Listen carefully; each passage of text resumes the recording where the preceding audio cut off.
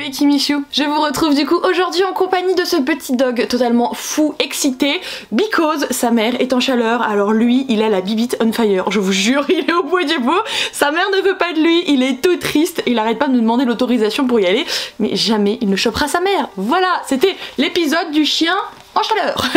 Je suis pas certaine que vous avez appuyé sur play, enfin regardez la vidéo pour savoir ce genre d'informations, mais vous savez que je dis tout et n'importe quoi, donc je vais pas me priver de le faire. Enfin bref, ce qui vous intéresse aujourd'hui, c'est pas ça, c'est plutôt mon bilan par rapport à ma chaîne YouTube, mon compte Instagram, etc. depuis que je suis tombée dans le côté obscur de la force, de la blogosphère littéraire, livresque et j'en passe. Je vais être honnête avec vous, j'ai absolument rien préparé en fait, parce que je voulais que ce soit spontané, je voulais que les idées qui me viennent au fur et à mesure, je puisse les dire comme ça, sans filtre, sans les mariner what milliards de temps de mon côté, pour après trouver une petite phrase jolie, etc. Non, je préfère que ce soit assez naturel, spontané, de toute façon vous me connaissez, donc c'est pas quelque chose qui va dénoter par rapport à d'habitude. Ça va être sympa parce que, en fait, je ne sais même plus depuis combien de temps ma chaîne est ouverte, je dirais que ça doit faire environ 6 ans, à peu près 6 ans qu'un jour j'ai allumé une caméra et que j'ai décidé de parler devant cette caméra.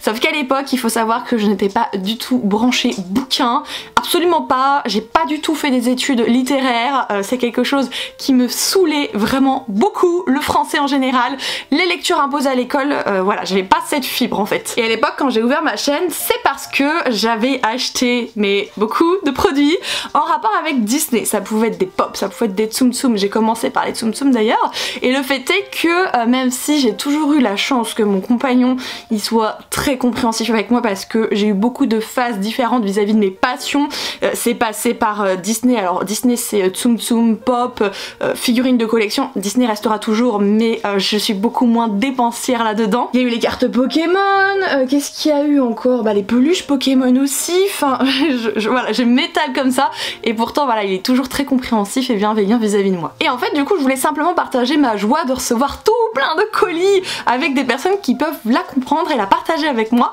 C'est pour ça que j'avais filmé à l'époque. Donc vous ne trouverez plus ces vidéos sur la chaîne parce que j'ai tout bloqué, enfin j'ai tout archivé, tout ce qui est antérieur à ma reconversion, on va dire ça comme ça. Tout est caché, mais cette première vidéo on ne me voyait pas, il y avait juste mon téléphone posé sur la table et j'ouvrais en parlant. Ça a été très stressant pour moi, je me souviens.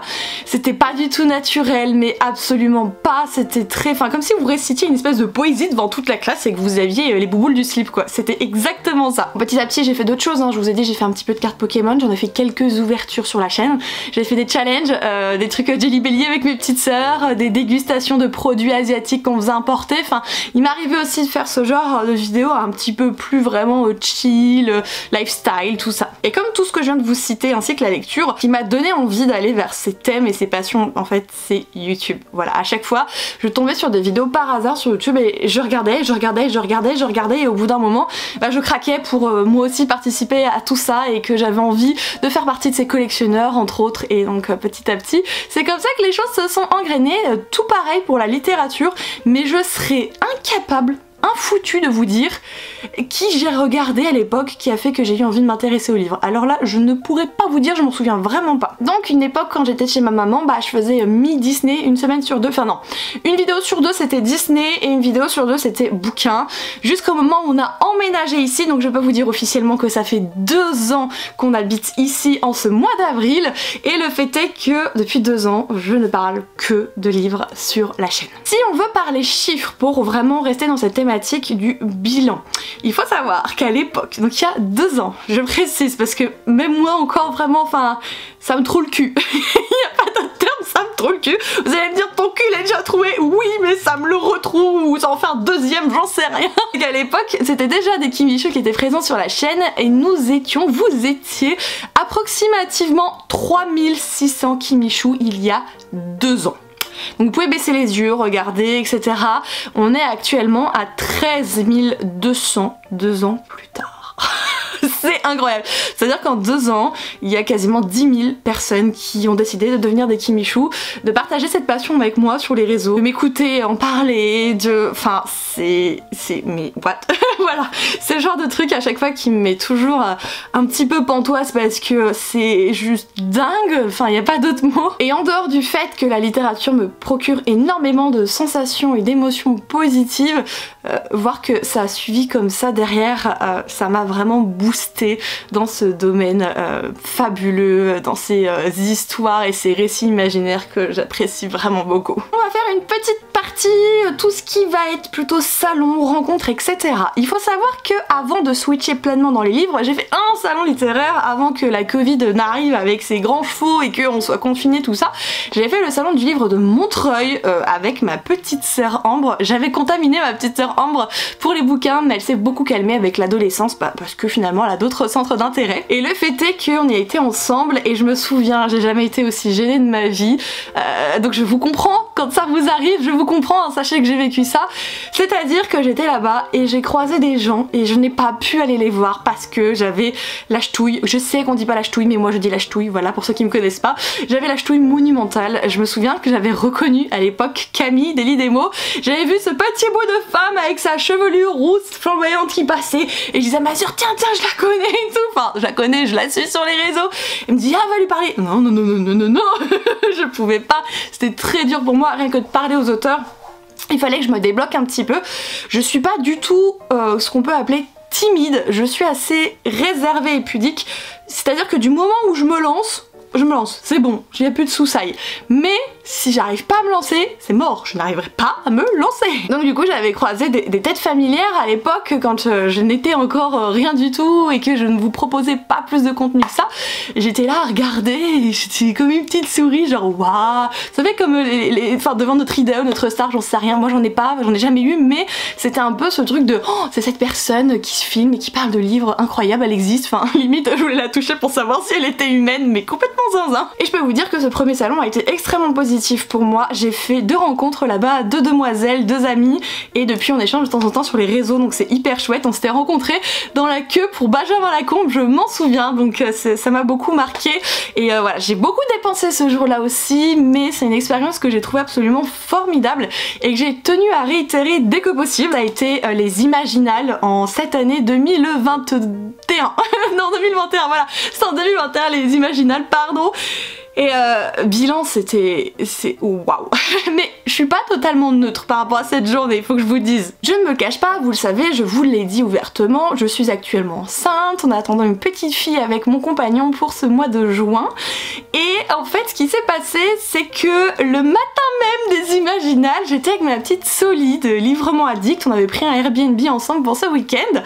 Et le matin, j'ai fait un test de grossesse parce que je le sentais. Je peux pas dire pourquoi, je peux pas, voilà. Je pouvais pas me baser non plus sur tout ce qui est cycle menstruel parce que je sortais d'une phase où mon cycle était totalement décalé à cause d'une fausse couche, voilà. Mais je le sentais gros comme une maison, je sais pas pourquoi. Elle m'avait dit la veille, ma petite Soli, elle me dit non mais tu te tortures, tu t'imagines parce que t'aimerais bien que ça arrive, enfin c'est possible que ce soit le cas mais te mets pas la pression. Et ce qu'elle savait pas c'est que j'avais un test de grossesse dans mon sac de week-end. Bilan, le matin je me lève, je vais aux toilettes et puis je remonte la voir, elle est en train de se préparer et je pleurais et en fait je lui annonçais que j'étais enceinte. C'est la première personne qui l'a su parce que c'était la première personne qui était présente avec moi. Donc autant vous dire que cette journée elle commençait sur les chapeaux de roue, enfin je pouvais pas entamer cette journée autrement, plus positivement que ça. Et du coup, même si la journée a été incroyable et que j'en referai d'autres, ça a marqué vraiment celle-ci. Il y a eu des rencontres génialissimes. J'ai pu rencontrer Mélanie de la chaîne Strawberry Books avec qui on a passé quelques heures, c'était vraiment génial. C'est une personne très gentille, très douce, très naturelle et très réfléchie que j'ai vraiment appréciée. Bien sûr, on a passé aussi l'intégralité de la journée avec notre petite Océane de Nina Quill qui était toute gênée et tout. Elle appréhendait beaucoup ce salon littéraire parce que vous connaissez un petit peu les troubles de Nina. Et finalement elle a été tellement courageuse et perspicace dans cette journée, c'est vraiment trop bien de passer du temps avec elle et de parler livres et puis de s'éclater toutes ensemble. Puis niveau auteur, enfin on en a rencontré plein, je sais que Victor Dixon il m'a assez marqué, bon je cite mais je sais parce que je faut vraiment que je la cite. Ophélie Duchemin aussi, où j'étais tellement contente de la voir. En fait j'étais très émotive, mais c'est resté là parce qu'en fait j'avais déjà trop pleuré le matin suite à ma grossesse et c'était incroyable. Mais au-delà de tout ça, ce qui m'a énormément marqué, bah c'est vous. Voilà, c'est vous. Il y a quelques personnes qui se sont manifestées, qui sont venues à notre rencontre et mon Dieu, mon Dieu, c'est quelque chose, c'est un sentiment incroyable, incroyable. J'étais pas gênée pour un sou, je m'y attendais pas, vraiment je m'y attendais pas, je n'étais pas gênée, je n'appréhendais pas ça, et je vous parlais bah, comme je parle à mes copines, genre ça va bien alors t'as trouvé quoi et tout, t'as un stand à nous conseiller, enfin c'était vraiment quelque chose d'hyper limpide pour moi. Il y avait Nina qui était un peu en stress, Soli ça dépendait, mais le pire c'est qu'on était dans un déni en fait, c'est-à-dire qu'à chaque fois qu'il y a quelqu'un qui nous regardait, qui venait vers nous, on comprenait que cette personne venait pour au moins une de nous trois, vous voyez, et Nina pensait que c'était moi je pensais que c'était un tel pensait que c'était, enfin c'était ces trucs de, non la personne vient pas pour nous en fait, elle vient pour quelqu'un d'autre, et ce déni il nous a vraiment beaucoup fait rire, je vous avoue. Donc évidemment dès que j'aurai la possibilité je referai des salons littéraires. Je suis un peu frustrée de pas aller filmer aux Imaginales, vous doutez bien, mais je vais pas déambuler toute la journée comme ça avec mon gros bidou, c'est absolument impossible. Et je reprendrai les salons bah, quand notre fille nous le permettra, quand papa pourra soit s'occuper d'elle, soit nous accompagner, enfin je sais pas du tout comment ça s'organisera une fois la venue de notre fille, c'est pour ça que voilà je peux pas vous dire des choses vraiment claires, nettes et précises là-dessus, mais pour sûr je referai d'autres salons et j'espère vraiment que si vous me croisez, vous serez pas gênés pour un sou, parce que vraiment c'est quelque chose que je retiens d'extrêmement positif, et visiblement quand vous venez me voir vous me dites que je ressemble à la fille que vous voyez vers la caméra, c'est-à-dire aussi pipelette, aussi gentille, aussi, enfin moi, donc n'ayez vraiment aucune gêne avec moi pour me rencontrer si jamais un jour vous me croisez. On va aborder plutôt la partie de l'influence littéraire que peut avoir les réseaux sur moi avant de parler de moi sur vous, en tout cas ce que j'en ressens. Bien sûr comme je vous ai dit c'est les réseaux qui ont fait que j'ai craqué pour l'univers du livre, que j'ai commencé à lire un livre, etc. Merci Magic Charlie. Et le fait est que oui, je me suis clairement fait mais engrainer d'une puissance maximale en termes d'achat livresque, vraiment, parce que quand vous dites que ça fait 2 ans actuellement que je lis, enfin 2 ans et demi plutôt, que je lis, et ben quand vous voyez tout ce qu'il y a d'accumulé en 2 ans et demi, enfin, faut savoir que les livres derrière moi c'est soit les livres lus, soit les livres que j'ai achetés en fait, donc c'est absolument incroyable. Bon, j'en revends beaucoup au fur et à mesure, je pense que vous vous en êtes rendu compte, et ça c'est quelque chose finalement d'assez négatif, c'est-à-dire que je me fais vite avoir hypé par un engouement général. Il y a un livre vers lequel je vais pas vouloir me tourner plus que ça, vous voyez, je vais pas être hyper intriguée, et là je vais voir des retours dithyrambiques à droite à gauche et machin, je me dis mais ouais, enfin je vais y aller quoi, et je vais acheter, et puis quand on va dans des magasins d'occasion, c'est pas cher, le synopsis c'est cool, je vais acheter, le fait est que ça traîne, ça prend la poussière et je ne les lis pas, ou je n'ai plus envie de les lire, et c'est extrêmement problématique. C'est pour ça que quand j'en mets en vente sur Vinted, souvent j'en mets beaucoup en vente d'un coup, sincèrement, c'est parce que je me rends compte qu'ils sont là pour prendre la poussière et ça ne sert à rien.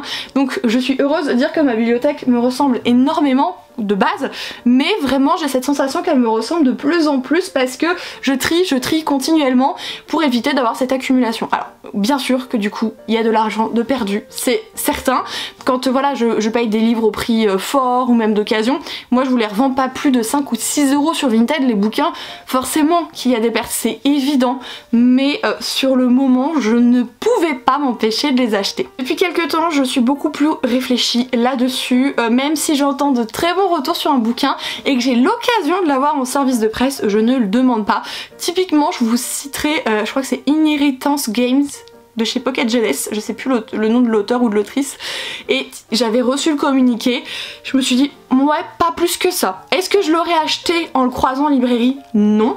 Et j'ai regardé tous les avis, ils sont très positifs en fait, vraiment, et pour autant je me suis dit non, il ne t'a pas intéressé au premier abord, c'est pas parce qu'il plaît à d'autres qu'il te plaira forcément, reste sur ton premier avis. Alors vous allez me dire c'est peut-être pas bien d'être borné, mais en même temps je me dis si le résumé m'intrigue pas, ça sert à rien de forcer parce que les gens aiment en fait. Donc je réfléchis beaucoup plus comme ça, j'achète beaucoup moins en neuf aussi, seulement les sorties qui m'intriguent beaucoup, pour lesquelles finalement je n'ai pas énormément de retenue, hein, la patience n'est pas forcément présente, vous le comprenez bien, et ça me permet de vraiment beaucoup plus réfléchir, parce qu'il y a une époque je dépensais au moins 200 € en livres par mois s'il faut chiffrer facilement. Là ces derniers temps je suis plus entre 20 et 80, et 80 c'est très rare. Il faut savoir qu'en fait j'ai la possibilité d'avoir des livres neufs ou d'occasion pour peu cher, ou des fois je ne les paye pas, c'est-à-dire que tous les liens Amazon que je vous mets en barre d'informations, si jamais un jour vous décidez d'acheter quelque chose par rapport à un de ces liens, ça peut être la culotte de votre grand-mère, j'en sais rien, en fait Amazon me donne une part, et de temps en temps du coup j'ai des bons d'achat Amazon, donc ça me permet de pas avoir des sous qui sortent de mon porte-monnaie. J'ai un magasin de livres neufs vers chez moi où ils sont tous à 5 € les romans, donc voilà, et je mets beaucoup en avant l'occasion, donc à Easy Cash et compagnie ce n'est pas si coûteux, et Vinted la plupart du temps j'ai toujours une cagnotte, donc finalement ça ne sort jamais vraiment de mon compte. Ce qui me permet de dire que en 2 ans j'ai eu ce côté très accumulation, achat spontané, pas réfléchi, etc. Et qu'au bout de 2 ans je me rends compte que faut pas forcément que je fasse les choses comme ça, que ce n'est pas positif pour moi.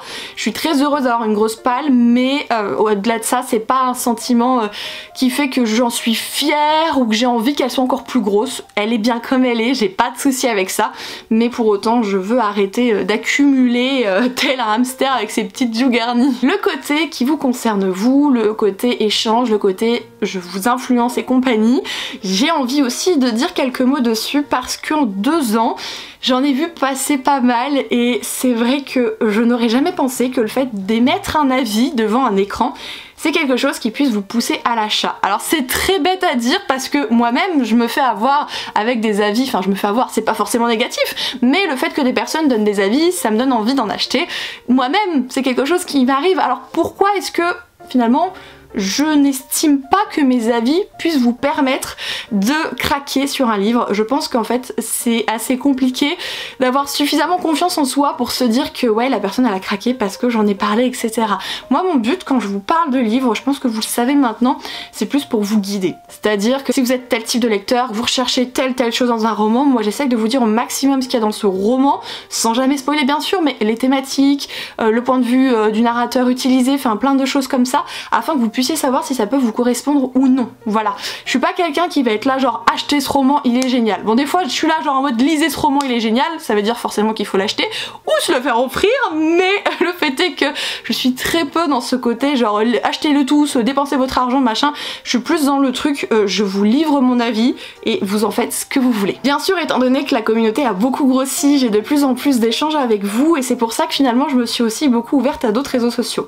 À la base avant que je switch en livre, j'avais YouTube, Instagram, les deux ont switché en même temps en termes de littérature il y a 2 ans, et j'étais très contente comme ça. Et depuis peu, enfin alors depuis 1 an je crois, 1 an et demi, il y a un Discord aussi, et depuis quelques petits mois, ouais on va dire petits mois, j'ai aussi ouvert un compte TikTok. Il y a le compte Facebook aussi, mais il est relié à Instagram en fait, donc je ne mets rien de plus sur Facebook que ce que je vous propose sur Instagram. Le fait est que je suis très contente en fait de faire du contenu divers, puisque Instagram me permet de proposer plus des photos, TikTok des petites vidéos, etc. Et ça c'est quelque chose que j'aime beaucoup. Par contre, le point négatif, c'est que, étant donné que vous êtes toujours de plus en plus à arriver, chose qui est très positive, attention, c'est que je me rends compte que j'ai beaucoup de mal à vous répondre, et ça sous tous les formats que je propose, soit les commentaires directement sous une photo, sous une vidéo, les messages privés, tout, voilà, je suis quelqu'un qui se sent vite dépassé en fait, et je dirais presque pas à la hauteur par rapport au temps que vous m'accordez. Je sais que quand je m'excuse de tout ça, vous êtes extrêmement bienveillant, vous me dites non en fait Kimi c'est normal, on comprend, t'as quand même une grosse communauté, t'as ta vie, enfin on le comprend, mais moi je n'arrive pas à me dire que vous prenez du temps pour moi et que moi je n'arrive pas juste à vous répondre. Mais des fois ça me rend zinzin, vraiment ça me rend zinzin. J'ai déjà pensé plus d'une fois pour Instagram à couper les commentaires qui sont disponibles en story pour ne plus en avoir autant et que du coup je puisse essayer d'y répondre un peu plus. Enfin vous voyez où j'en suis dans ma tête, c'est quelque chose qui m'énerve. Instagram j'ai du mal à remettre une photo sur le feed tant que je n'ai pas répondu aux commentaires sur celle d'avant. Vous voyez, j'ai tout ce cheminement dans ma tête qui fait que je me bloque vite limite pour certaines choses. Et quand je vois que des fois dans mes nouvelles demandes de conversation sur Insta, et des personnes ils m'ont écrit depuis 6 mois, 9 mois, 1 an, plusieurs fois et que j'ai jamais pu répondre, je me dis mais non, mais c'est pas, franchement c'est un truc que je ne supporte pas. J'ai envie de me cogner la tête contre le mur et c'est quelque chose avec lequel je suis pas du tout à l'aise et malheureusement j'ai pas de solution miracle, vraiment. Le seul bis que j'ai pour ça, c'est que des fois je vous propose des lives spontanés et dans les lives en fait je réponds à tout le monde, donc en fait ça me permet de compenser un petit peu, bien que ce ne sera jamais à la hauteur bien sûr, mais j'ai ce petit truc qui me permet. Mais voilà, je tiens quand même à vous le dire ici, je suis consciente de tout ça et je m'en excuse sincèrement et platement, mais je sais que ça s'arrangera pas, et pire encore avec la venue de notre fille, vous imaginez bien. J'aimerais pouvoir être plus droite dans mes baskets sur ce sujet, et malheureusement c'est quelque chose où j'y arrive pas. J'ai envie de vous parler un petit peu de la relation que je peux avoir avec les autres créateurs de contenu, parce que je trouve que c'est assez intéressant de le glisser dans un bilan. Sur le principe, vraiment, je n'ai pas de relation négative avec les gens. C'est-à-dire que s'il y a des personnes que je n'apprécie pas pour diverses raisons, c'est-à-dire que leur personnalité ne me correspond pas, ce qu'ils expriment, ce qu'ils disent, c'est quelque chose avec lequel je ne suis pas en adéquation, le contenu qu'ils proposent ne me correspond pas non plus, enfin, pour tous ces critères-là, quand finalement je me retrouve pas chez quelqu'un, je suis pas du style à lui cracher dessus, vraiment, je suis juste du style à ne pas suivre cette personne, parce que pour moi il n'y a aucun intérêt à venir l'embêter, à venir lui dire je t'aime pas, à venir cracher sur... Enfin, non, c'est quelque chose que je comprends pas spécialement, donc j'ai pas envie de faire ça, de cracher du vin pour cracher du vin, je sais pas trop le faire de toute façon, sincèrement. Par contre, est-ce que moi on est venu m'embêter, etc. Grosso modo, je dirais une fois. Une fois, c'est-à-dire quand j'ai voulu lancer des bougies sur la boutique. Il y a des personnes qui me sont tombées dessus en disant alerte au plagiat, grosso modo. Bon, vous savez qu'il y a milliards de personnes qui proposent des bougies littéraires en vente sur leur boutique ou sur Etsy. Donc clairement, dire que je plagie, bon... Voilà, on sait ce qu'il en est. J'ai tout dit à l'époque, donc je veux pas revenir là-dessus, etc. Mais voilà, il y a des personnes qui me sont tombées dessus, des personnes qui ne me suivaient pas, des créateurs de contenu avec qui finalement, entre guillemets, je n'avais aucun problème. Enfin, ça nous arrivait de discuter de temps en temps, qui arrivent et qui se permettent de prendre parti comme ça et d'essayer de vous clasher ouvertement. Enfin, non, voilà, tout ça, ça a sauté, tout ça, ça a vite boycotté. Et je me suis rendu compte des choses très rapidement. Ça a été blessant. Je vous le cache pas que ça a été blessant parce que, et c'est pas bon de dire ça sur internet, mais je suis quelqu'un de sensible et d'entière. Et c'est des choses que je ne sais pas cacher, c'est des choses sur lesquelles j'ai encore du mal à me protéger. J'ai une carapace pour pas mal de choses dans ma vie personnelle, mais sur ma vie internet, on va dire ça comme ça, il y a des choses sur lesquelles ma carapace elle est pas encore opérationnelle, et c'est vrai que là, ce jour-là, ça m'avait mis un sacré coup. À part ça, comme je vous dis, j'ai des relations quand même hyper positives avec la plupart des créateurs de contenu, il n'y a pas de souci là-dessus. Par contre, j'aurais bien un truc négatif à dire, c'est-à-dire qu'on se rend vite compte, alors je comprends qu'il y ait des affinités, c'est pas le souci, mais on se rend vite compte qu'il y a des groupes qui se créent entre créateurs de contenu et que, alors c'est pas ils dénigrent, mais ils laissent complètement de côté les autres créateurs de contenu, alors que si on se soutenait tous et toutes, enfin on pourrait vraiment tous et toutes évoluer ensemble, etc. Et c'est quelque chose qui n'arrive pas, et moi c'est pas quelque chose que je comprends parce que je suis plus du style à vouloir m'entendre avec tout le monde, bien que bien sûr dans mon cercle d'amis bah, je peux pas mettre tout le monde et c'est normal, mais de là se soutenir entre nous, enfin je trouve ça normal. Voilà, je vais vous donner un exemple très bête hein, avec Océane de Nina Quill.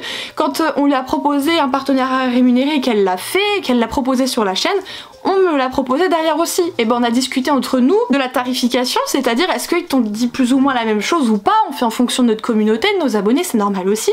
Et ce genre d'échange, ça permet aussi finalement de trouver quelque chose d'assez linéaire et de trouver une espèce de chemin à suivre sur la tarification que peuvent proposer des créateurs de contenu littéraire sur les réseaux. C'est très compliqué de mettre des chiffres sur tout ça quoi. Et rien que ça, vous voyez, je trouve ça hyper positif de pouvoir échanger avec une personne concernée là-dessus.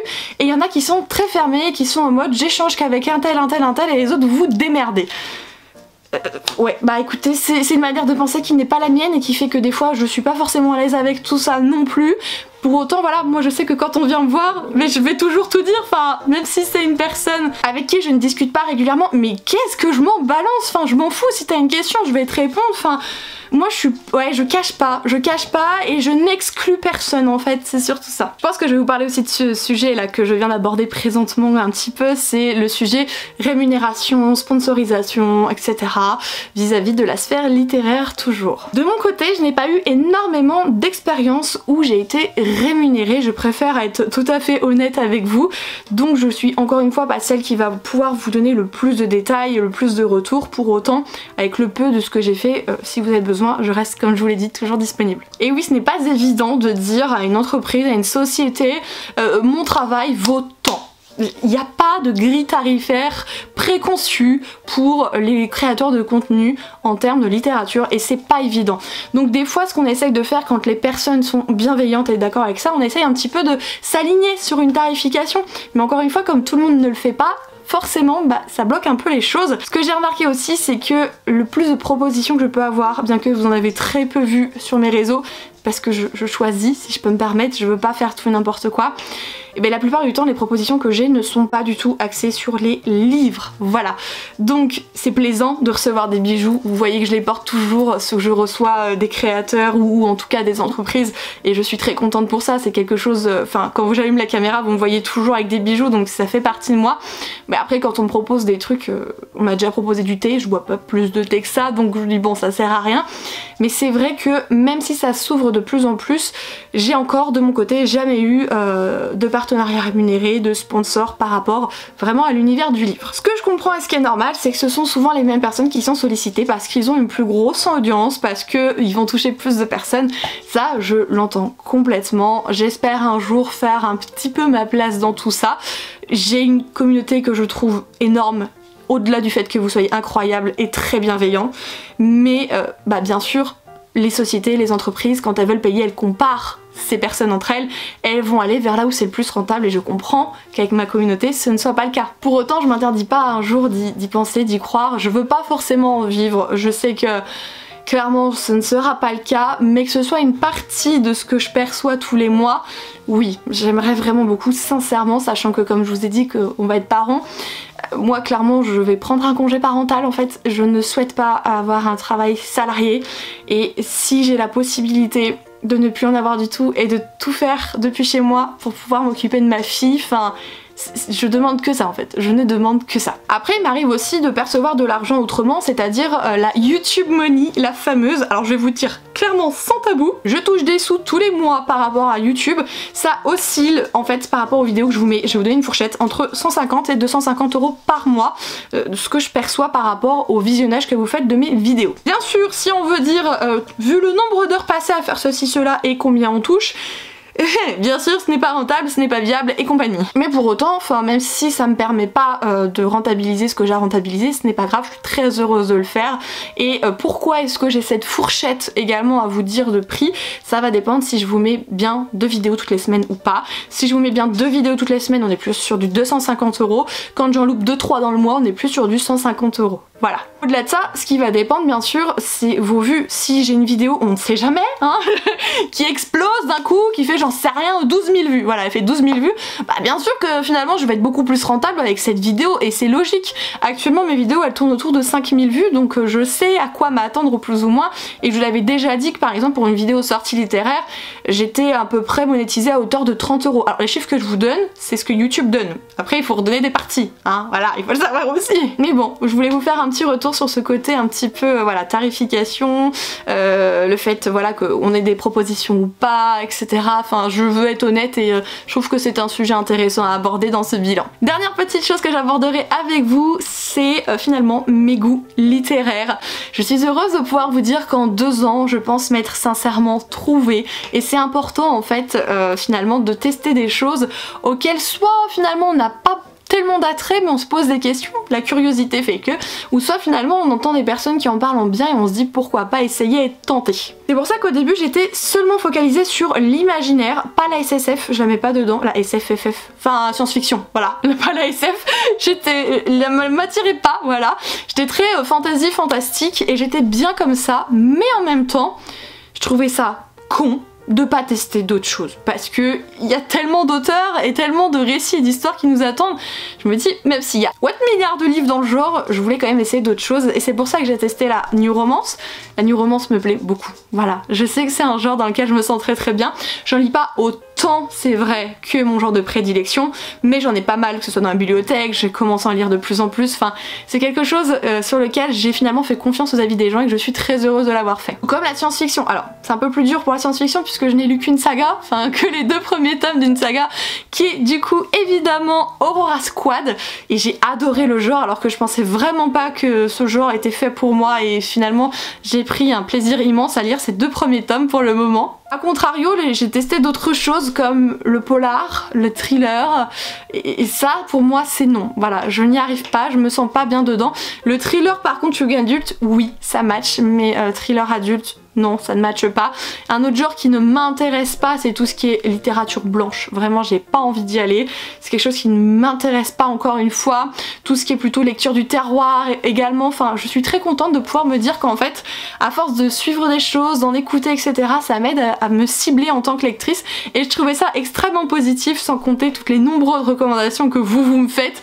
Je vous fais souvent confiance aussi, je fais par rapport à mon budget et puis par rapport aux livres que je peux trouver aussi d'occasion sur le moment. C'est plus facile pour moi, mais sincèrement je vous fais confiance sur beaucoup de choses et j'ai lu des livres que vous m'aviez proposés, que vous aviez adoré et sur lesquels je partage totalement votre avis. Je ne sais pas si j'aurais tout abordé dans cette vidéo clairement puisque j'ai fait au feeling comme je vous l'ai dit, mais pour autant si vous avez des questions n'hésitez pas à les poser parce que je vous prépare une vidéo FAQ, donc il y aura bientôt un encart disponible sur YouTube et Instagram pour que vous puissiez mettre toutes les questions dedans, mais si vous voulez prendre de l'avance et commencer à me poser des questions, surtout ne vous retenez pas. Je vais vous quitter assez rapidement parce que les chiens commencent à aboyer, ça veut dire que le maître arrive et vous en avoir plein les oreilles. En tout cas j'espère que cette vidéo vous aura plu, j'ai été très contente d'être toujours aussi transparente et limpide avec vous et c'est un plaisir d'avoir vraiment découvert l'univers du livre il y a 2 ans, depuis de partager pleinement avec vous et de continuer sur cette lancée en espérant que vous soyez toujours présents. Surtout prenez soin de vous, je vous fais des gros bisous les Kimichou et on se dit à très bientôt.